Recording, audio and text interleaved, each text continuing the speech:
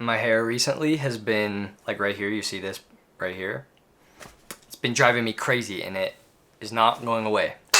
Today I'm gonna be going over a few of my current favorite watch accessories. Watches are important, having cool watches is important, but I also feel that having really nice accessories and tools and the things that we're gonna talk about today is just as important of a part of your collection as the watches themselves. So in today's video, let's discuss a few of my favorite watch related accessories.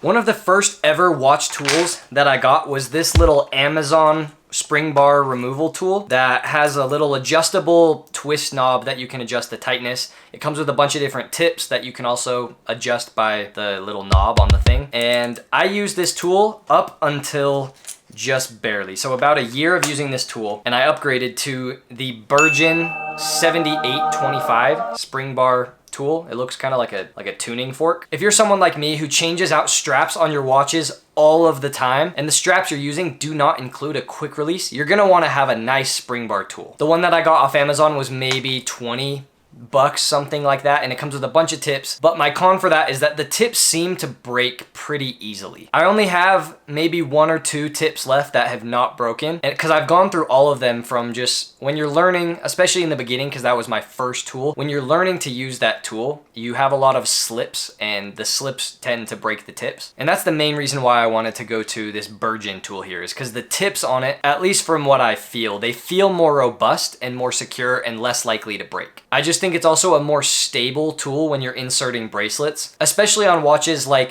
Tudor or Rolex. They have a really tiny small gap into where you can see into that spring bar, and this tool fits that gap perfectly. When I was putting on my friend's bracelet on his Rolex Explorer, this tool made it so easy to insert the bracelet into the lugs without even making any contact with the inside of the lugs or scratching anything. This tool is awesome for that. But if you have leather straps or canvas straps or straps that are not a bracelet, that is when I would say that this tool is honestly not the best tool that you can use. They make these pencil looking spring bar tools that are just like a long pen or pencil. And in my opinion, that type of tool is better on leather and canvas straps. And this tool is specifically really helpful with bracelets. But you gotta have a nice set of spring bar tools if you're someone who changes out straps all the time in your watches. As you get further into your collecting journey, you're gonna realize that you have a lot of watches and you don't really have anywhere to store them. That is where this comes in. I recently got a package from a company called Acquire Watches.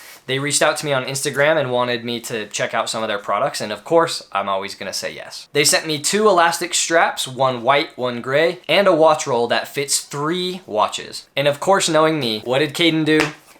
Tiffany! Tiffany is it's just such a good color. The watch case can fit 3 watches, and it has 2 kind of snap button closures on it. They make a few different colors with different color outsides, insides, and stitchings. I chose the gray with the Tiffany inside, of course. And the next thing that I was going to talk about accessory wise is having a good watch storage option. When you start getting a lot of watches and you don't really have a lot of places to put them, having a thing like a watch roll like this is a really nice way to keep your watches nice and clean and stored and out of the way without having to worry about them. It also comes in handy if you like to travel and bring a few watches with you so you have options when you travel or on vacation or for whatever reason. That's when something like this would be really handy. Acquire Watch's main goal is to make high quality watch accessories at a very attainable price. If you wanted to get a watch case kind of like this one here, you're looking at spending in the realm of $200 to $400, somewhere around there, to get essentially what is the exact same thing as this. Acquire Watches sells this for $110. Just as a disclosure, they're not paying me to say any of this.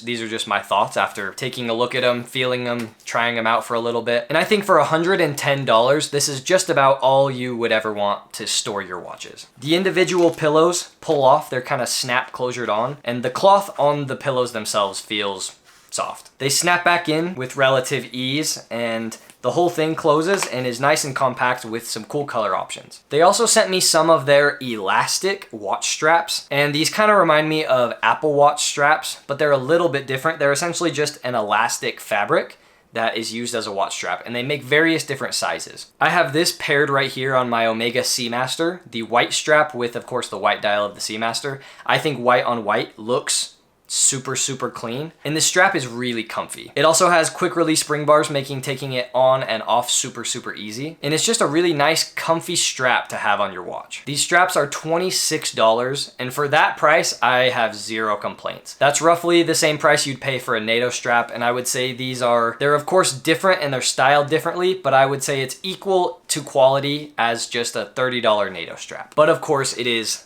elastic, so there is no adjustment. And the only con that I have found is getting a perfect fit to your watch may be difficult depending on the size of your wrist. Let me do a little bit of math to help you guys understand my current problem. So I have roughly a 6.5-inch wrist. It might be a little bit smaller, or I might just prefer to have my straps really, really tight. If you convert that to millimeters, my wrist is 165 millimeters. On their website, they have a wrist sizing guide where it'll say where your wrist size is and what size strap you should get. So my wrist size is 165 millimeters. On their website, that would put me in the 130 millimeter strap size, which is what I have right here. Though, when I put it on my wrist, it's just a little bit too loose for my liking.